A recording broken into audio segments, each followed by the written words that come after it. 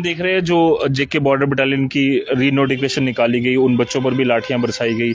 इसके अलावा अलग अलग जो पोस्टें हैं, चाहे वो क्लास 4th की हुई, उस पर भी बात चली। 2019 के पहले 31 अक्टूबर सारी पोस्टें जो हैं विड्रॉ कर ली गई। लगातार यूथ सड़कों पर है, वो डिमांड कर रहा है कि हमारे लिए भी क्यों आगे खड़े हो। देखो, यूथ को मैं एक बात कहना चाहता हूँ, यूथ को भी जम्मू में पहचान करनी पड़ेगी कि हमने चलना कहाँ है, किसके पास चलना है। यूथ ने खुद इनका सहयोग किया, अपने मोटरसाइकिलों पे आगे भी झंडा पीछे भी झंडा लगाया और झंडे और डंडा लेके घूमते रहे। पूरा इन्होंने सहयोग किया कि राष्ट्रवादी है हमारा, हमें ऐसा मिलेगा, है मिलेगा। लेकिन जितनी मार यूथ को इस समय पड़ी है जिंदगी में, मैं नहीं कहता, मैंने भी बड़ी बड़ी बुरी गवर्नमेंटें देखी, लेकिन उन गवर्नमेंटों का भी ये ऐसा हाल नहीं था।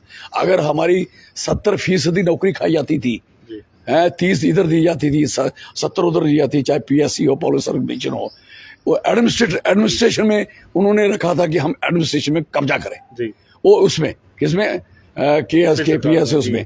और इन्होंने क्या किया, इन्होंने उससे भी खतरनाक काम कर दिया कि सारे एडमिनिस्ट्रेटर, और वो तो जम्मू कश्मीर के एडमिनिस्ट्रेटर की बात है, कश्मीर के लगा लो, इनको लगा दो पूरे देश के।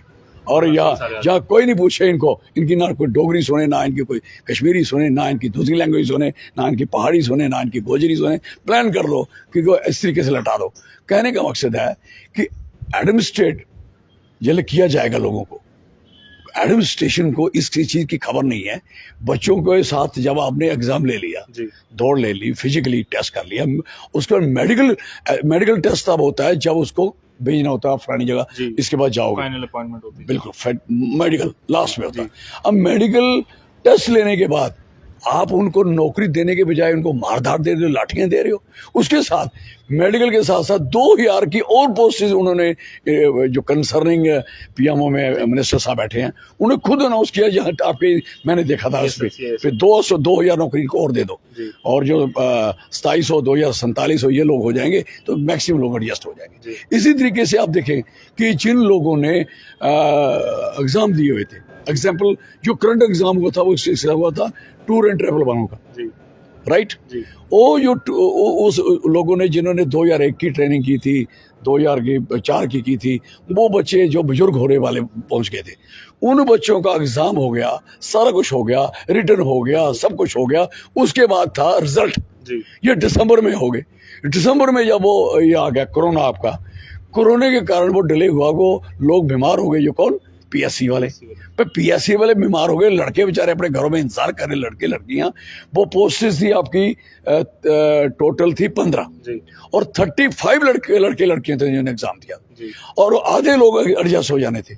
आप बताइए, इन्होंने उसको भी जीएडी में आर्डर निकला 2019 से पहले की कोई भी नोटिफिकेशन है, that must be close. Exam तो वो दे रहे थे 19 के बाद भी, तो उनको क्लोज किया गया, उनको विड्रॉ कर दिया गया। भाई क्यों? बट द प्रॉब्लम, कोई क्वेश्चन क्या है? हमें डाउट है, जो हम देख भी रहे हैं। J&K बैंक को इन्होंने कैप्चर किया, आज J&K बैंक में आउटसाइडर लगे। अब जाओ बैंकों में, मैं दिखाता हूँ, जो बाहर मेरे अपनी बसोली में एक गडोडी बैंक है, उसमें बाहर के बंदे लगे। मुझे बताइए, फिर उसके बाद आपने ये था कि जम्मू कश्मीर के बच्चों को लगाते थे ये डाकखाने वाले, डाकिया, दूसरा तीसरा डाकिया हमारे होते थे, डोगरी में आवाज देते, ओ डाकिया आया था, मैं आया था साइकिल पे, पैदल पे, जैसे चल गया था। आज 700 पोस्ट डाकिए की आउटसाइडर लगे। अभी तिरडवा गांव है, हटली से डाक लेके जाएगा कौन? हरियाणा वाला। बटाड़ा उस गांव है, वहां से जाएगा कौन लेके? राजस्थान वाला। हम किसी देश के यूथ के खिलाफ नहीं है। जब हमारा बेरोजगार तड़फ रहा है, परेशान है, तो how you can adjust the others? उनका कहना ये है, हमने डॉक्टर जितेंद्र सिंह साहब से बात की थी, उन्होंने ये कहा कि हम जो इंफ्रास्ट्रक्चर प्रोजेक्ट्स जम्मू कश्मीर में ला रहे हैं, उसमें प्राइवेट काम जो है वो कई सारे युवाओं को मिलेंगे। और सारा जो प्राइवेट काम है, यू नो बेटर, सारा का सारा किसके पास है? जो एजेंसीज आई हैं, जो आपकी सारी जो काम कर रहे हैं लोग, जिन्होंने बड़े बड़ी अपनी कंपनियां खड़ी की हैं। आप बताइए, कंपनी कौन आई है? कंपनी, और कंपनियों में कौन सा बंदा है जम्मू कश्मीर का है? और कंपनियों के साथ आप देखिए, जो टिप्पर, डंपर, शावल, पोकलैंड, ड्रैगलैंड, जो भी काम हो रहा है, कौन कर रहा है? कोई वही कर रहे हैं। हमारे तो बच्चे कहीं किसी को काम नहीं मिला। जी। और जो ड्राइवर हैं वो हमारे वो मेरे टेक्निकल स्किल वर्कर भी बेला है, बेरोजगार है, और जो लिखने वाला है वो भी बेकार है। इंजीनियर हमारे बेकार हैं, उनको कोई काम नहीं मिला। जब हम मेंबर पार्लियामेंट थे तो हमने 70 बंदे, यहाँ ये आपका कौन कौन का काम लगा था, 70 नौजवान उस एरिया के थे जिन्होंने इंजीनियरिंग की हुई थी, आज भी नौकरी कर रहे लगवाए। और जितनी कंपनियां काम करती थी, कंपनी को पहले प्रायोरिटी थी, पहले हमारे बंदे एडजस्ट हो गए, इसलिए काम चलेगा। अब चल रहा आपका रामबन में काम चल रहा है, बनिहाल में काम चल रहा है, आपका यहाँ सर्कुलर रोड पे काम चल रहा है। आप सारी सड़कें देख लो, आपके इवन के सांबा के जो काम हो रहा है, एक लेबर का बंदा बताइए, बाकी तो बात छोड़िए, एक इंजीनियर बताइए, एक ड्राइवर बताइए, कोई बताइए वहाँ कोई काम कर रहा है। और जितनी नेशनल हाईवे पे काम आ रहा है, 6 लेन 4 लेन और बड़ी योजना इनकी चल रही है, उसमें किसी बच्चे को रोजगार नहीं मिल रहा है। बाकी रही बात ये कहना कि आप एंटरप्रेन्योर बन जाओ, भाई साहब कैसे हैं? जब लोगों की क्षमता है नहीं, कुछ परचेजिंग कैपेसिटी खत्म हो गई है, तो एंटरप्रेन्योर बेचेगा क्या? लेगा वो भी लोन ले।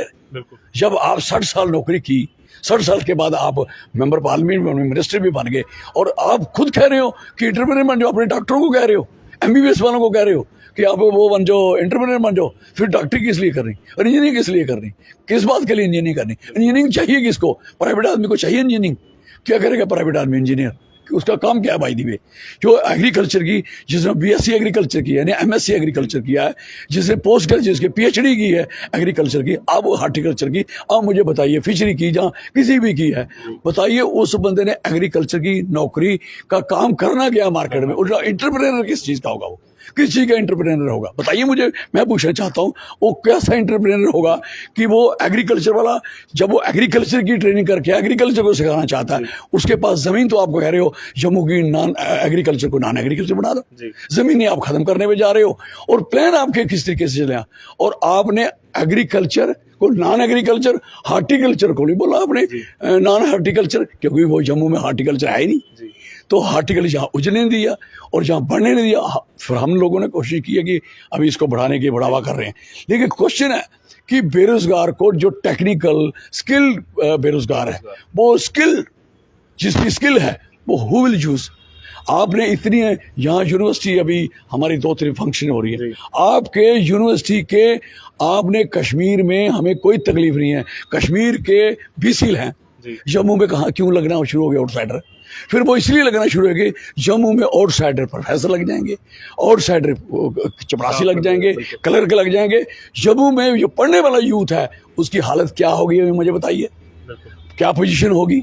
इसलिए मैं कहना चाहता हूँ, जम्मू यूनिवर्सिटी जितनी हमारी है, उसमें हमारे जम्मू के डोगरा पढ़े लिखे हमारे प्रोफेसर हैं, स्किल्ड वाले हैं, बढ़िया हैं, दे नो, वो हर लैंग्वेज जानते हैं, जम्मू कश्मीर की भी लैंग्वेज जानते हैं, इंग्लिश उनसे ज़्यादा आती है, उनके पास भी इतना रिकॉर्ड है जो दूसरे प्रोफेसरों को लेके आते हैं यहाँ। तो कहने का मकसद है, हमारे यहाँ के ना प्रोफेसर के लिए जगह है, हमारे ना यहाँ के लिए, ना किसी लेक्चरर के लिए जगह है, ना हमारे यहाँ के उन लोगों के लिए जगह है जो हमारा यूथ, इतना स्ट्रांग यूथ, जो यूथ भर्ती हो जाता है तो उसको भर्ती नहीं किया जा, नौकरी नहीं दी जा सकती। जो यूथ कहीं इंटरव्यू देता है, उसका आप खर्चा देखो यूथ का कितना है। बिल्कुल, आज खर्चा कितना है कि उसको वो सारी चीज स्लॉट करने पड़ती है। स्लॉटिंग का सिस्टम डिजिटलाइज हो गया। मुझे बताइए, डिजिटलाइज अभी सिस्टम लोगों को समझ नहीं, और फिर स्लॉट खुलता ही नहीं, और इनकी मर्जी से स्लॉट खुलता है, इनकी मर्जी से बंद होता है। तो मुझे बताओ, यूथ का फार्म तो लगते नहीं कईयों के, इवन के मोटरसाइकिल का, कार का, ट्रक का, टिप्पर का, डंपर का, कोई भी लाइसेंस लेना चाहता है, उसकी स्लॉटिंग होती ही नहीं। अब देखिए वहां कितने लोग खड़े हैं, और हाँ, और साइबर वालों की दुकानें तो उन्होंने चला दी, और एक बंदा फिर वहां जाके 6 महीने के बाद कहीं स्टार्ट हो जाता है, तो जब वो वहां जाता है तो गया मोटरसाइकिल पे होता है लाइसेंस लेने, उधर मुझे बताओ, ये लाइसेंस मोटरसाइकिल चला रहा है, मुझे बताइए उसकी ट्रेनिंग की जरूरत, उसकी ट्राई की जरूरत क्या है भाई दी? वो चल के बसोली से आया, बिलावर से आया, डोडा से चल के, पीछे गांव से चल के तो डोडा डिस्ट्रिक्ट में पहुंचा, पुंछ वाला पीछे पोफिया से, मेंढर से चल के वहां पहुंचा, पहाड़ी इलाके से मोटरसाइकिल गाड़ी चलाता हुआ, उसकी ट्राई किस बात की है भाई? फिर वो वहां fail, this is the position. तो कहना चाहता